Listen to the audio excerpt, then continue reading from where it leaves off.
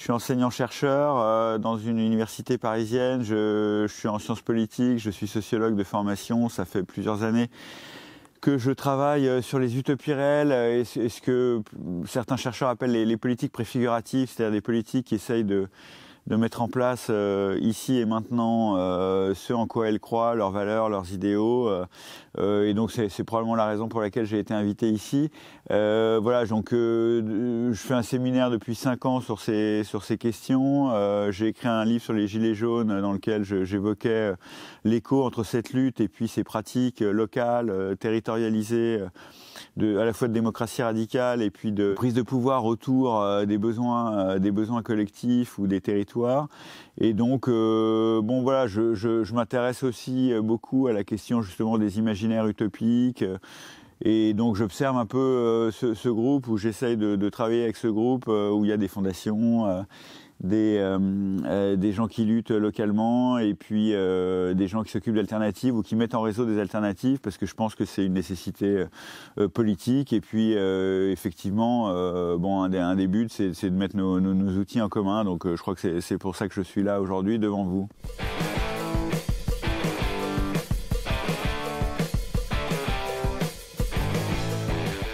J'ai pas de perspective idéale pour la prochaine décennie et j'ai pas de programme et j'espère en fait qu'on n'en a pas. Je pense qu'il faut apprendre à en construire un ensemble. Ça prendra pas mal de temps, mais en tout cas, je pense pas que ça relève du choix d'une personne.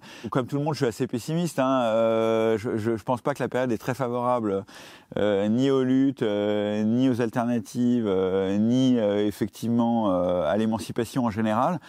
Donc bon, c'est dans ce contexte-là qu'on travaille. Tous les gens qui sont ici, et moi compris, on est assez marginaux dans nos secteurs. Bon, alors c'est plutôt bien qu'on essaye de se réunir.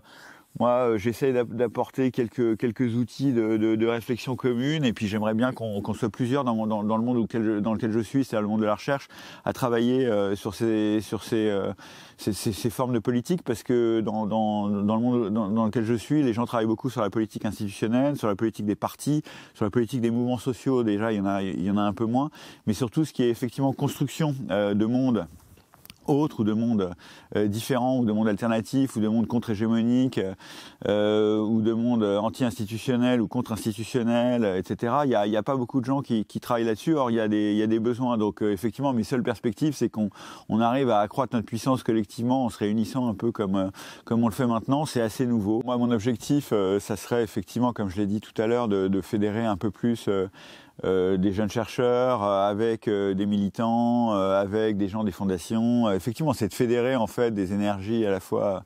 d'enquête et des énergies d'action ensemble. Bon, mais effectivement, moi de mon côté, ce que je peux faire, c'est essayer de fédérer des capacités d'enquête de jeunes gens, de gens moins jeunes comme moi. Bon voilà, dans l'université, à côté de l'université, c'est ça mon objectif. C'est un peu d'avoir des espaces d'échange autour, effectivement, de ce type de politique dont je parlais tout à l'heure, politique préfigurative, utopie réelle, en essayant de sortir aussi disons un peu des silos, c'est-à-dire des approches très sectorielles qui ont dominé pendant longtemps, et d'un point de vue militant et d'un point de vue de recherche, où les gens travaillent dans leur secteur. Donc dans le secteur de la culture, tu as des gens qui connaissent très bien les alternatives, dans le secteur effectivement écologique aussi, dans le secteur du travail, des coopératives aussi. Mais en fait, ces gens parlent pas beaucoup ensemble. Et donc un des enjeux des rencontres qu'on fait ici, et aussi de ce que j'essaye de faire à l'université, c'est essayer effectivement de décloisonner un peu, et décloisonner dans l'espace, décloisonner entre secteurs, et décloisonner aussi dans le temps.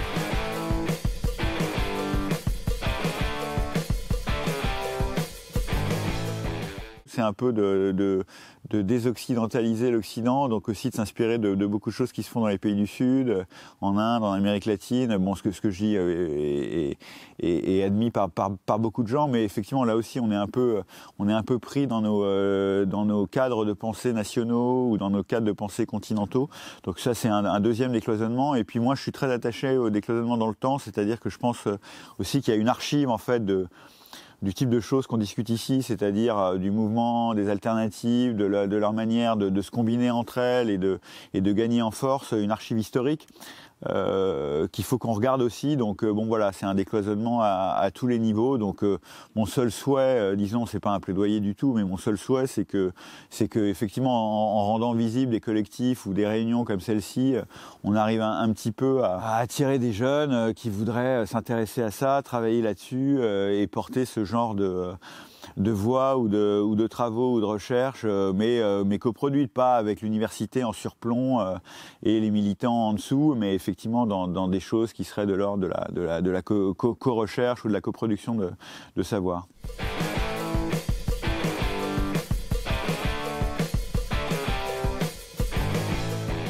Une des choses que je propose avec quelques autres, c'est qu'effectivement on arrête de penser les tactiques politiques de manière séparée, en opposant des gens qui sont radicaux ou qui cherchent la rupture, le conflit, l'action directe, violente ou non violente, avec des gens qui sont plus dans la construction d'alternatives, dans des communautés, dans des coopératives, au niveau municipal, avec les gens qui sont plus du côté de la réforme, du côté des pouvoirs publics. Donc effectivement, moi, ce qui m'intéresse, c'est les questions de combinaison entre tactiques. Voilà, mais j'ai pas de programme sur leur combinaison. Je pense qu'il faut d'abord savoir comment elles se combinent bien, quand est-ce que ces combinaisons ont marché, quand est-ce que ça a raté. Et ça, c'est déjà un travail énorme. On peut probablement le faire que dans des moments très précis, en travaillant sur des petites unités de temps ou des petites unités d'espace. Et donc voilà, effectivement, je suis convaincu, comme beaucoup de gens ici, que c'est la combinaison des formes de lutte ou des formes de politique qui rend possible le changement et pas leur opposition. Et on a passé beaucoup d'énergie, notamment au XXe siècle, à s'opposer entre anarchistes, entre communistes, entre socialistes ou sociodémocrates. Et donc je dis pas que ces oppositions n'ont aucun sens, mais aujourd'hui, comme ces mouvements sont tous très très faibles, il vaudrait mieux effectivement ne pas les agiter comme des identités qui sont d'autant plus puissantes que effectivement les mouvements sont affaiblis et qu'en réalité ça devient une sorte d'identité personnelle et plus du tout quelque chose qui est un principe agissant. Donc je pense qu'il faut effectivement réfléchir à comment on peut s'allier avec autrui et penser en termes d'alliance, en termes d'amis et d'ennemis, par-delà les divisions idéologiques qui sont toujours des écrans.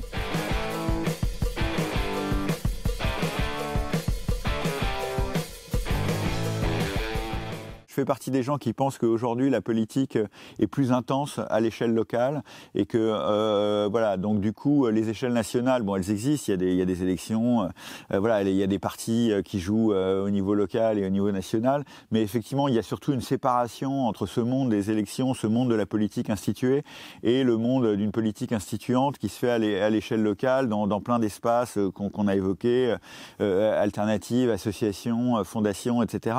Et que donc dans un premier temps, l'échelle locale est la plus pertinente. Concernant l'échelle nationale, de toute façon, la question c'est, on peut peser à l'échelle nationale qu'en fédérant, effectivement, ou qu'en pesant d'abord aux échelles locales, dans l'état actuel de la politique, en tout cas en France, qui est un pays très centralisé, qui est un pays où effectivement c'est très difficile de peser, disons, nationalement, parce que historiquement, il y a une centralité parisienne, il y a une imposition de l'État, il y a un pouvoir exécutif exorbitant, il y a peu de poids des pouvoirs locaux. Donc de toute façon, les seules alliances qui peuvent être faites aujourd'hui avec les pouvoirs publics, c'est à l'échelle locale. Après, effectivement, à long terme, peut-être qu'il y a des questions de transformation du droit, de transformation de la loi, mais je pense que c'est vraiment prématuré de penser à ça. Il faut d'abord intensifier et les champs locaux et leurs relations, et puis aussi ne pas oublier un échelon qui est ni local ni national, mais qui est effectivement transnational.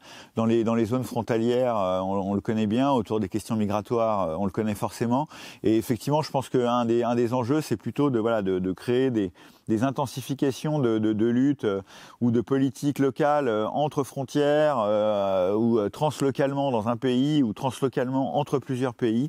Bon, la période est particulièrement néfaste pour ça, je pense, en Europe, parce que il y a le retour de la guerre, l'Europe par le bas, ou l'Europe des personnes et des gens est relativement faible par rapport à l'Europe des bureaucrates et à l'Europe des États, et même l'Europe des États n'est pas très forte. Donc de fait, c'est pas un bon moment en Europe, mais je pense qu'en tout cas c'est quand même plus intéressant de jouer sur ces alliances translocales par-delà les frontières, plutôt que d'essayer de conquérir Paris, qui est quelque chose, en tout cas en France, qui prendra des années, pour pas dire des décennies.